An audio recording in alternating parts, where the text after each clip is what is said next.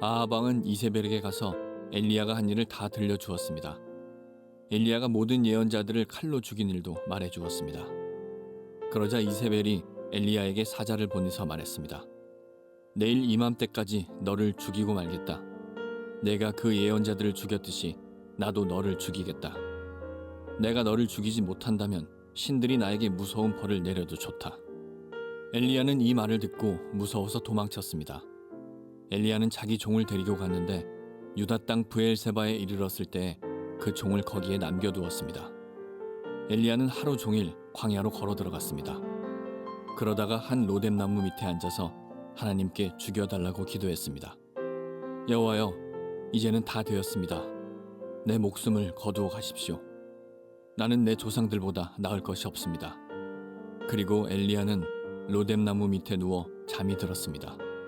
그때 한 천사가 와서 엘리야를 깨우며 말했습니다. 일어나 먹어라. 엘리야가 보니 뜨거운 돌 위에 놓인 구운 과자 하나와 물 한 병이 그의 머리맡에 있었습니다.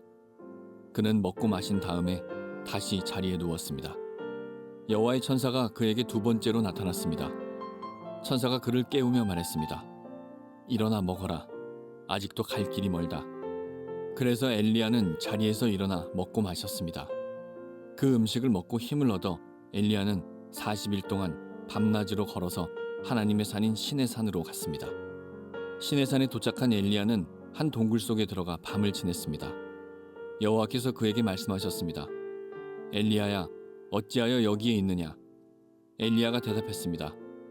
만군의 하나님 여호와여, 저는 언제나 제 힘을 다해 주님을 섬겼습니다. 그러나 이스라엘 백성은 주님과 맺은 언약을 어겼습니다. 그들은 주님의 제단을 부수고 주님의 예언자들을 칼로 죽였습니다. 살아남은 예언자는 저밖에 없습니다. 그런데 지금 그들은 저까지 죽이려 합니다. 여호와께서 엘리야에게 말씀하셨습니다. 가거라. 산 위에서 내 앞에 서 있어라. 내가 내 앞으로 지나가겠다. 그러더니 매우 센 바람이 불어와 여호와 앞에서 산을 가르고 큰 바위를 쪼갰습니다.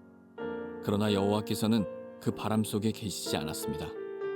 바람이 불고 난 뒤에 지진이 일어났습니다.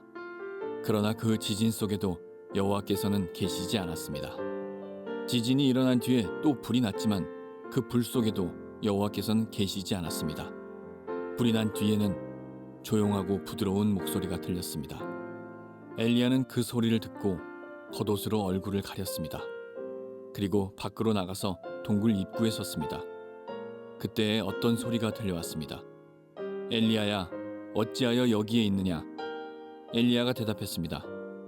만군의 하나님 여호와여, 저는 언제나 제 힘을 다해 주님을 섬겼습니다. 그러나 이스라엘 백성은 주님과 맺은 언약을 어겼습니다. 그들은 주님의 제단을 부수고 주님의 예언자들을 칼로 죽였습니다. 살아남은 예언자는 저밖에 없습니다.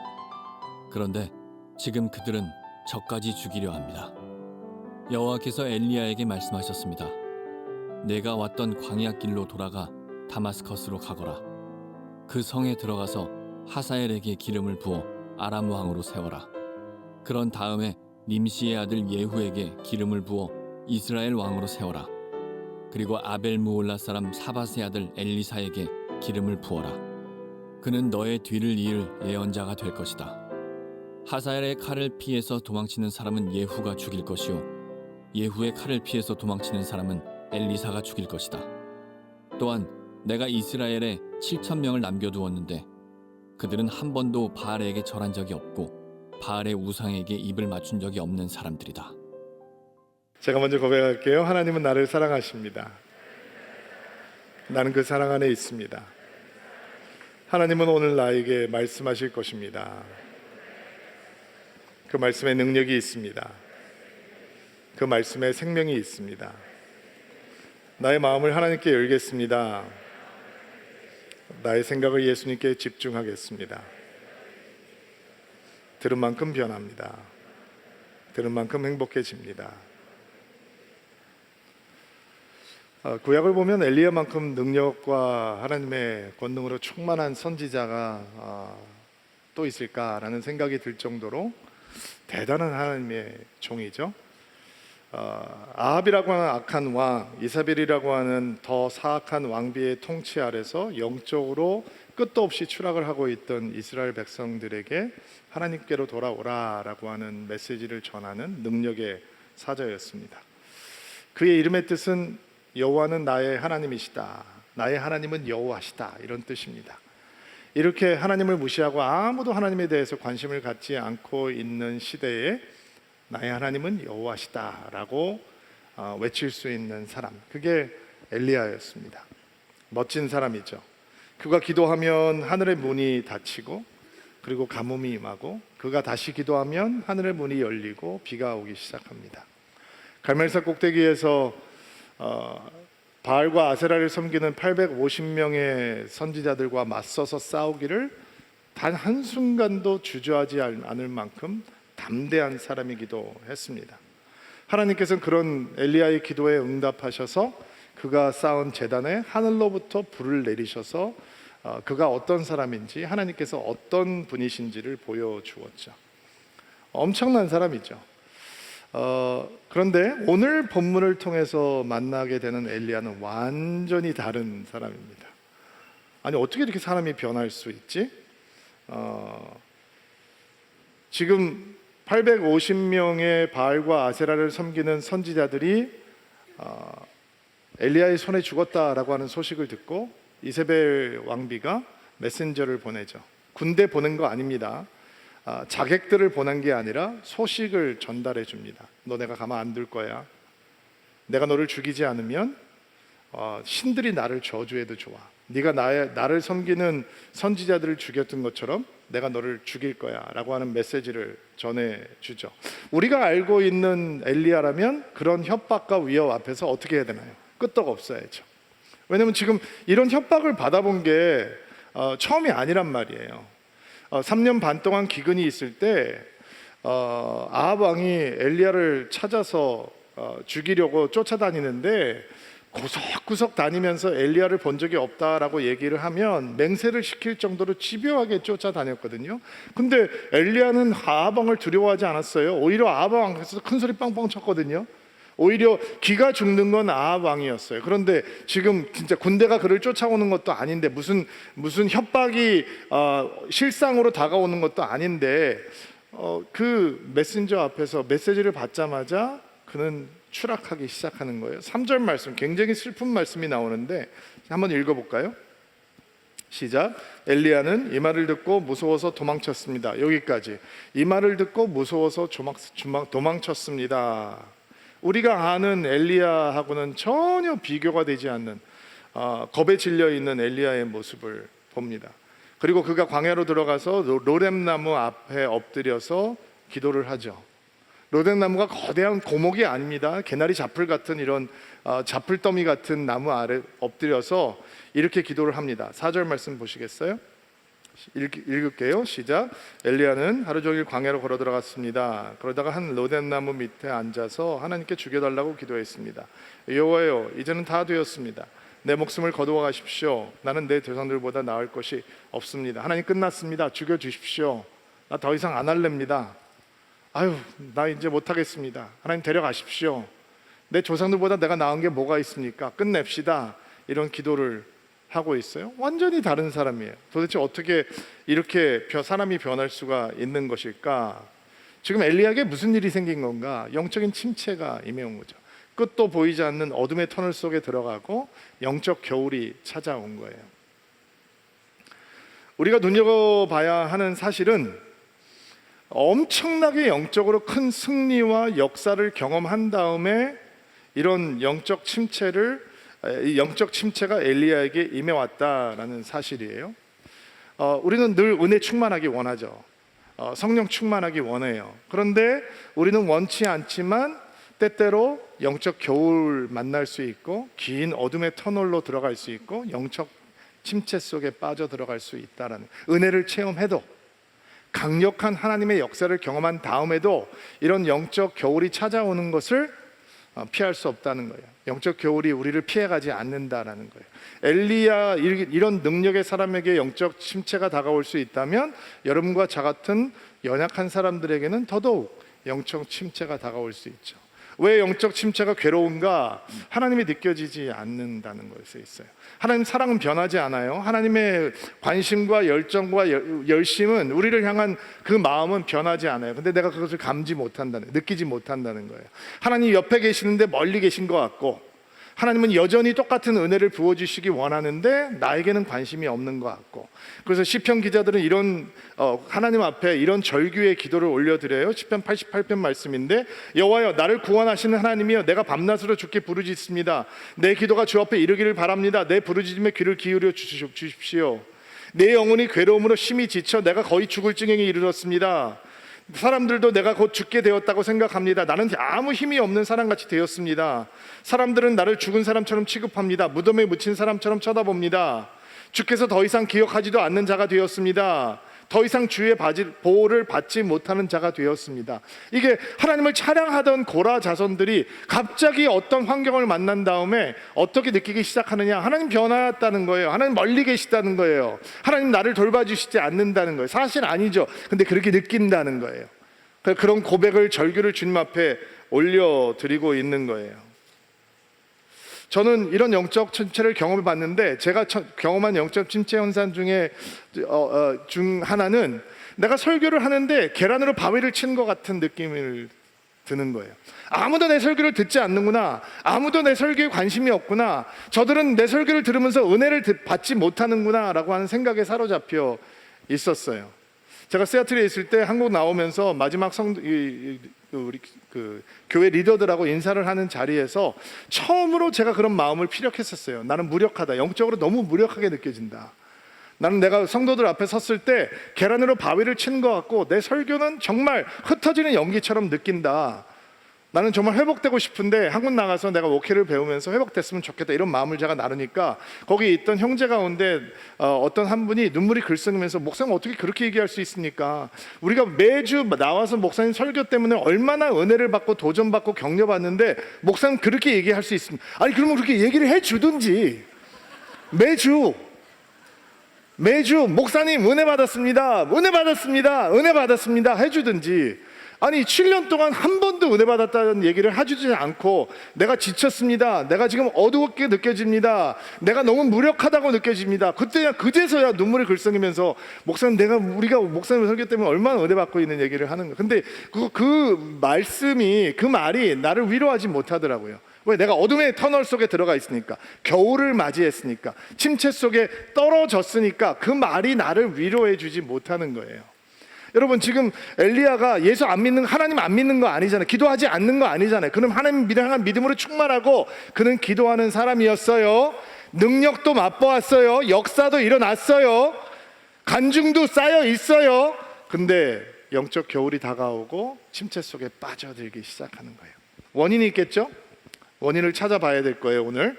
그리고 하나님께서 그 영적 침체를 어떻게 벗겨내시는지를 볼 거예요. 그러면 우리가 영적 침체를 이기기 위해서 어떻게 기도하는지를 배울 수 있겠죠. 자, 왜 엘리야가 영적 침체 속에 빠져드느냐? 시선을 빼앗겼기 때문이에요. 시선을 빼앗겼다는 말이 무엇이냐? 그가 하나님을 시선을 고정하고 바라보고 있을 때는 아합이 두렵지 않았어요. 아합이 그를 죽이려 다녀도 그는 흔들리지 않았다고요. 그런데 영적 시선을 이세벨에게 빼앗겨요. 이세벨이 군대를 보낸 것도 아니에요. 자객을 보낸 것도 아니에요. 어떤 이 구체적인 협박이 있는 것도 아니에요. 내가 너 가만 안 둔다, 이 얘기를 듣는 순간 하나님을 향해서 고정하고 있던 시선이 이세벨을 향해요. 그리고 그는 두려움에 삼킴을 당하는 거죠.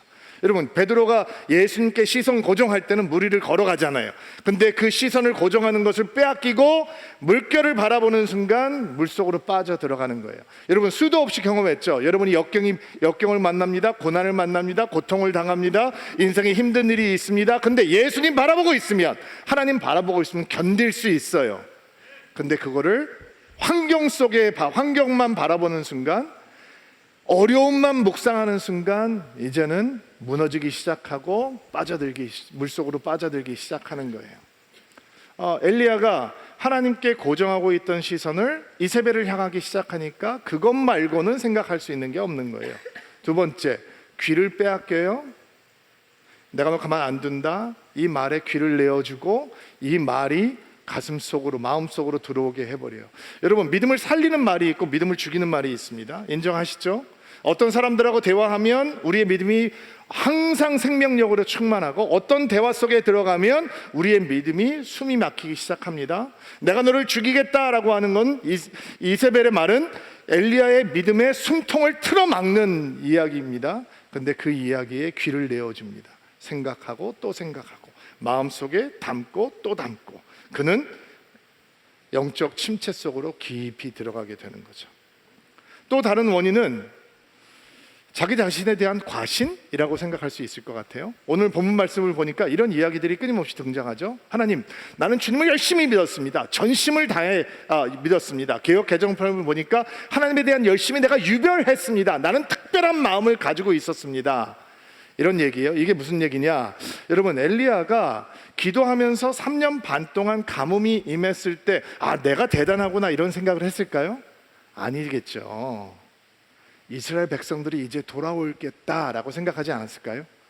그렇게 고통스럽게 가뭄이 3년 반 동안 지속이 됐으면, 그리고 그 3년 반 동안 쌤통이다 이렇게 기도했겠어요? 하나님, 이 백성이 하나님께로 돌아올 수 있도록 도와주십시오. 기도했을 거 아니에요, 그렇죠? 근데 돌아오지 않았어요. 그런데 3년 반이 지나고 기도하니까 하나님께서 비를 내려주셨어요. 그러면 엘리야가 무슨 생각을 했을까요? 내 기도가 대단하구나 이렇게 생각했을까요? 아니겠죠.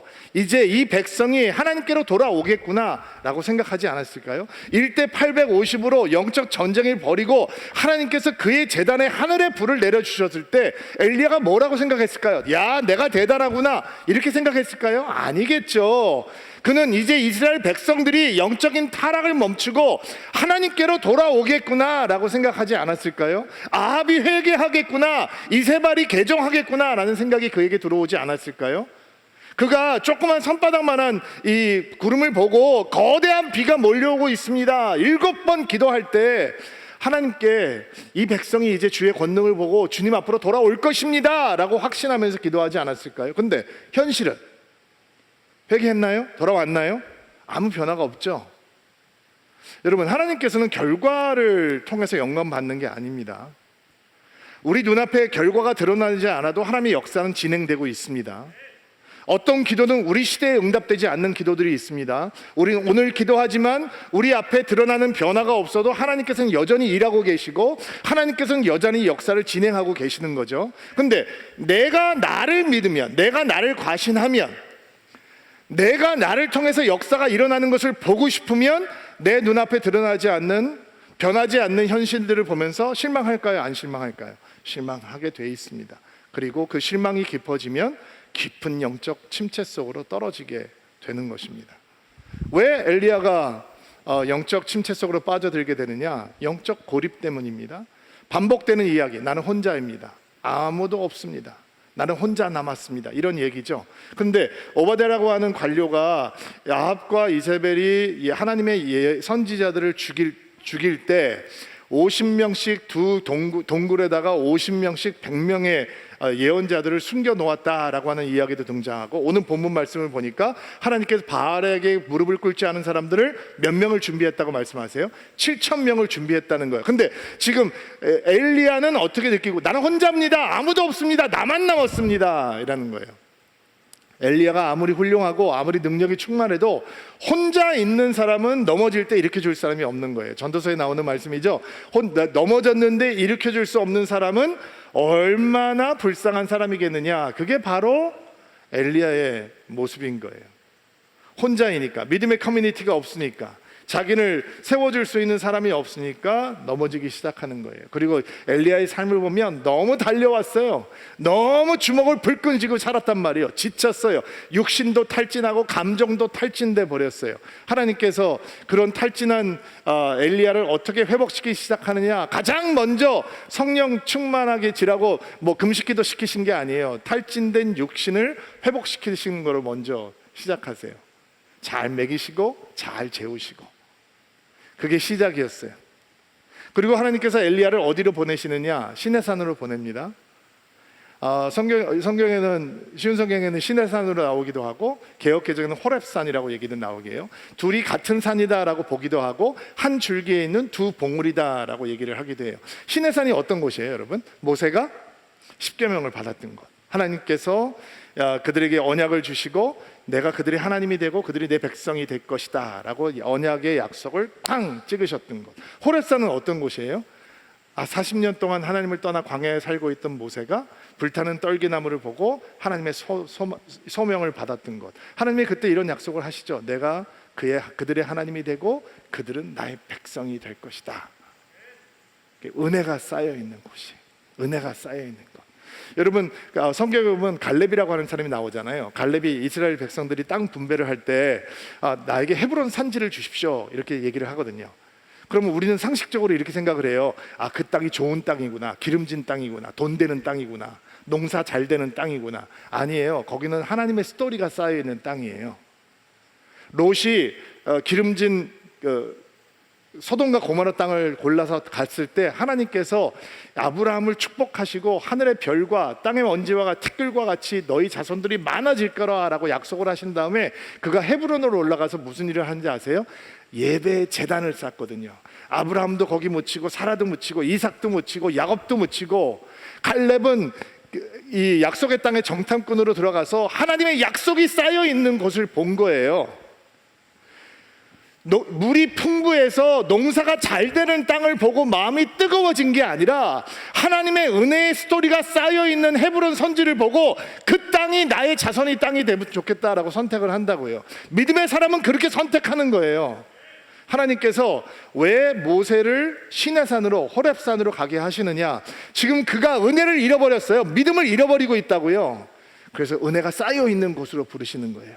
너 여기 왜 있니? 라고 하는 질문을, 너 여기서 뭐 하니? 라고 하는 질문을 이렇게 한번 바꿔보세요. 너 여기가 어딘지 아니? 너 지금 서 있는 이 시내산이, 호렙산이 어딘지 아니? 나의 역사와 나의 언약과 나의 사랑과 은총이 쌓여 있는 곳이야. 너 지금 아무것도 못 느끼지? 여기 쌓여 있는 곳으로 와. 여기가 회복의 자리야 라고 하나님께서 불러주시는 거예요. 여러분, 성도들에게 시내산은 어디예요? 호렙산은 어딘가요? 여러분, 원하지 않지만 가끔씩 영적인 겨울을 만나게 될 수 있어요. 어둠의 터널 속에 들어갈 수 있다고요. 원하지 않지만 침체 속에 빠져들 수 있어요. 하나님께서는 그런 성도들을 어떻게 회복하시느냐? 은혜가 쌓여 있는 곳, 하나님의 은총이 쌓여 있는 곳, 하나님의 스토리가 쌓여 있는 곳으로 부르시는 거예요. 그게 어디예요? 교회죠. 성도들에게 교회는 시내산이어야 하고 호렙산이어야 하는 거예요. 자, 보세요. 성도들이 신앙생활하다가 은혜가 떨어지면, 성령 충만함을 느끼지 못하면, 마음이 드라이해지고 하나님이 멀리 있는 것 같이 느끼면 교회 열심히 나오다 교회를 안 나와요. 나와도 소용없구나 라고 생각을 한다고요. 은혜 충만할 때는 새벽기도도 하고 수요예배들을 드리고 금요철야도 하고 DBS도 하고 셀모임도 하는데, 하나님이 멀리 느껴지고 내 마음속에 영적인 침패가 담으면 다 소용없다, 안 나갈랜다, 이렇게 된다고요. 근데 하나님께서는 그런 성도들을 어디로 부르신다고요? 은혜가 쌓여 있는 곳. 그러니까 영적 침체를 이기는 기도는 뭐예요? 하나님, 내가 은혜가 쌓여 있는 곳에 머무를 수 있도록 도와주십시오. 항상 은혜가 쌓여 있는 곳에 나갈 수 있도록 도와주십시오. 내가 항상 은혜를 구하는 사람들 한가운데로 들어갈 수 있도록 도와주십시오. 은혜가 쌓여 있는 곳을 떠나지 않도록 도와주십시오. 이게 영적 침체를 이기는 기도가 되는 것이죠.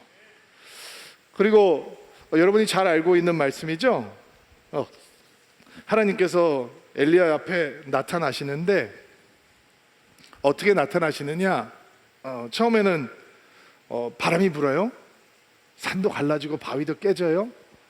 지진이 나타나요. 불도 있어요. 대단하죠. 근데 거기에는 하나님이 안 계셨어요. 그리고 조용하고 부드러운 소리가 들려요. 개역개정에는 세미한 소리가 들렸다라고 얘기하죠. 그리고 그 세미한 소리 가운데 하나님께서 계셨어요. 이게 무슨 뜻인가? 지금까지 엘리야가 한 번도 만나보지 못한 새로운 모습으로 엘리야를 만나주시는 거예요. 그러면 세미한 조용한 부드러운 음성은 우리를 어디로 인도하는가? 하나님과 친밀한 관계로 인도하는 거예요. 지진 대단해요? 불 대단해요?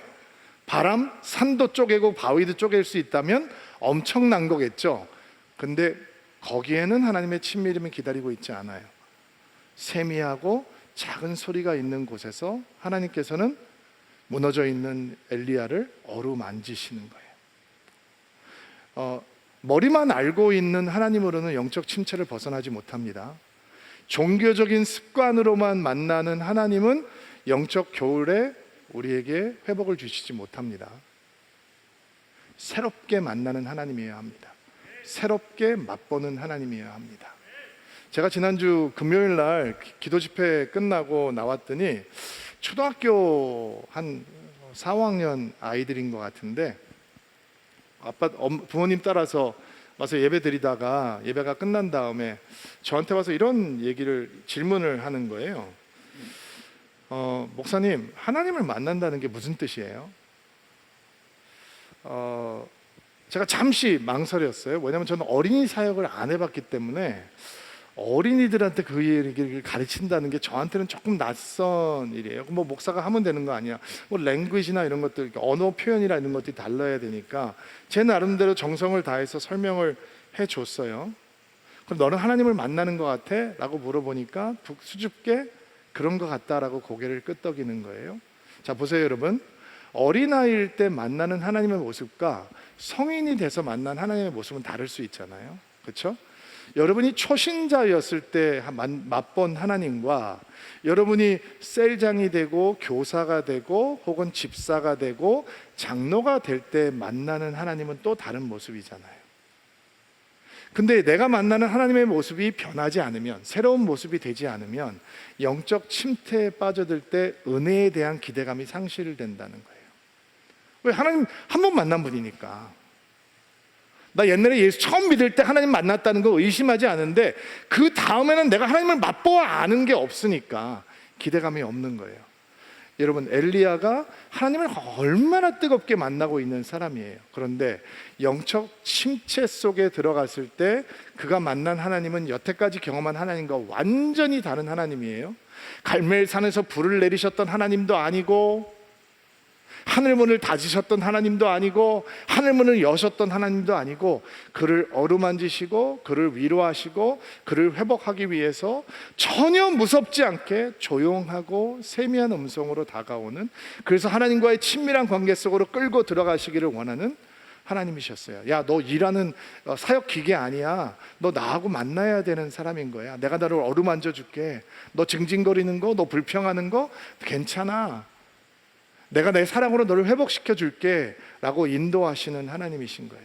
그러면 여러분은 영적 침체를 이기기 위해서 어떤 기도를 배우실까요? 하나님, 나에게도 그 작고 세미한 음성을 들려주세요. 나도 그 친밀함 속으로 들어갈 수 있도록 도와주세요. 나는 어제 만났던 하나님이 아니라 오늘 만나는 하나님이 있게 도와주세요. 날마다 하나님을 새롭게 체험할 수 있도록 도와주세요 하는 기도가 우리를 영적 침체에 빠져 있는 순간 영적인 회복으로 불러내는 것입니다. 하나님께서 또 어떻게 엘리야를 회복하시는가? 새로운 사명을 주시면서 영적 침체에 떨어진 엘리야를 살려주십니다. 오늘 말씀을 보니까 아람의 왕을 새로 세우고 이스라엘의 왕을 새로 세우고 네 후계자를 세우라, 엘리사를 너의 후계자로 세우라 라고 말씀하시죠. 이게 말도 안 되는 하나님의 말씀 같은데 사실은 영적 침체에 빠져 있는 엘리야는 초점이 흐려져 있거든요. 그의 정체성도 잃어버렸단 말이에요. 내가 살아있어서 뭐 하겠습니까? 죽여주십시오. 나는 내 조상들보다, 이미 죽어있는 조상들보다도 못합니다. 하나님 끝내버립시다 라는 얘기예요. 그런데 하나님께서는 그에게 새로운 사명을 주세요. 왜냐하면 새로운 사명이 우리 안에 생기면 초점이 다시 잡히기 시작해요. 사라졌던 열정이 다시 들어오기 시작해요. 영적인 열심이 생기기 시작해요. 생명력으로 충만하기 시작한다는 거죠. 영적 침체를 이기는 힘은 우리가 나의 무너짐에 온갖 관심을 두고 있다가 하나님께서 우리에게 주시는 초점을 향해서 우리의 시선을 두고 그 사명을 이루기 위해서 달려갈 때 하나님께서는 우리에게 새로운 힘과 열정과 용기를 주시는 것입니다. 2주 전인가 3주 전에 우리 올스타 아이들 캠프하는 영상을 잠깐 보셨는데 그때 교사들이 무릎 꿇고 앉아있고 아이들이 와서 이렇게 기도하는 모습이 잠깐 지나갔어요. 저한테는 굉장히 강렬한 기억인데 저는 그걸 보면서 이런 생각이 들더라고요. 저 기도받으면 교사 못하겠다는 얘기 못하겠구나. 애들 섬기는 게 쉽지가 않거든요. 그리고 캠프 같은 거 하면 힘드니까 나 이제 이번까지만 하고 그만하겠다라고 했는데 갑자기 이제 인도하는 사람들이 우리 선생님들 수고하시는데 무릎 꿇자, 얘들아 우리 선생님들 위해서 기도하자. 그러면 아이들이 전심을 다해서 기도할 거 아니에요. 하나님 우리 선생님 축복해 주시고 지치지 않게 해주시고 그만두지 않게 해주시고 뭐 이런 기도할 거 아니에요. 그러면 자기들도 막 뜨거운 마음으로 아멘하고 기도했잖아요. 근데 그거 끝나고 난 다음에 이제 전사님 목사님 저 이제 그만 내려놓을게요. 이렇게 누가 기도하겠어요. 그렇죠? 사명이 주어지면 뜨거운 마음이 회복이 되는 거예요. 근데 이 사명이 혼자 지고 가는 짐이 되면 무너지는 거예요. 영적 겨울이 끝나지 않아요. 근데 하나님께서는 그에게 7,000명의 바알에게 무릎을 꿇지 않은 7,000명이 기다리고 있다고 말씀하셨죠. 공동체를 선물로 주시는 거예요. 여러분, 공동체가 왜 아름다운 곳, 교회가 왜 아름다운 곳이냐? 교회는 우리를 시험에 들게 하는 사람도 있어요. 근데 시험에 든 우리를, 영적 겨울을 만난 우리를, 침체 속에 빠져 있는 우리를 건져내 줄 수 있는 사람도 교회 안에는 있어요. 이게 믿음의 공동체의 아름다움이에요. 그럼 여러분 무슨 기도를 배우셔야겠어요? 하나님, 나 혼자 신앙생활 하지 않겠습니다. 내가 사랑하고 사랑받을 수 있는 사람, 내가 섬기고 섬김 받을 수 있는 사람, 내가 기도해주고 나를 위해서 기도해 줄 수 있는 사람, 내가 기뻐하고 나를 기뻐해 줄 수 있는 사람, 그 사람들로 나를 둘러싸 주십시오. 내가 그들 가운데 있게 해 주십시오. 그 공동체를 나에게 선물로 주십시오. 이 기도가 우리를 영적인 침체에서 벗어나게 하는 기도가 되는 것입니다. 여러분, 영적 겨울이 다가올 때 놀라지 마십시오. 하나님이 여러분을 사랑하지 않으셔서 그런 순간이 다가오는 거 아닙니다. 영적 침체 속에 빠져들 때 믿음을 포기하지 마십시오. 그 자리가 힘들고 버거운 자리가 되는 것은 맞으나 바로 그 자리에서 우리는 기도를 배우는 겁니다. 그 자리에서 우리의 믿음이 영글어 가는 것입니다. 침체를 이기는 기도, 여러분의 영혼에서 솟아나오는 은혜가 있게 되기를 주의 이름으로 축복합니다. 가슴에 손을 얹고 안수해 주시고요, 기도하겠습니다. 하나님, 주님을 사랑하며 은혜를 사모하지만 때때로 우리가 만나게 되는 영적 겨울, 길고 긴 어둠의 터널, 영적 침체, 그것을 엘리야를 통해서 보게 됩니다. 그리고 그를 침체에서 건지시는 하나님의 은혜를 구하며 가슴에 손을 얹고 안수하며 기도합니다.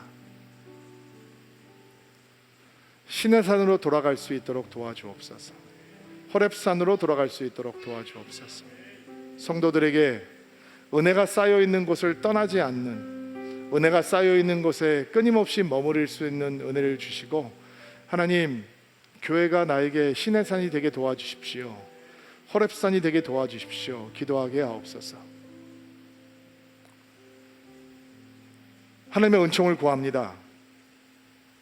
우리에게 새로운 사명을 주시며 우리에게 공동체를 선물로 주시는 하나님의 은혜를 찬양합니다. 영적 침체를 벗어나는 교회를 우리 영혼 가운데 심게 하시고, 그 기도를 통해 이전에 경험하지 못했던 새로운 하나님과의 친밀한 관계로, 주님의 미션을 따라가는 열정을 품은 삶으로, 사랑받고 사랑하는 것에 기쁨을 누리는 공동체로 회복되는 놀라운 축복이 있게 하옵소서. 예수님의 이름으로 기도하옵나이다. 아멘.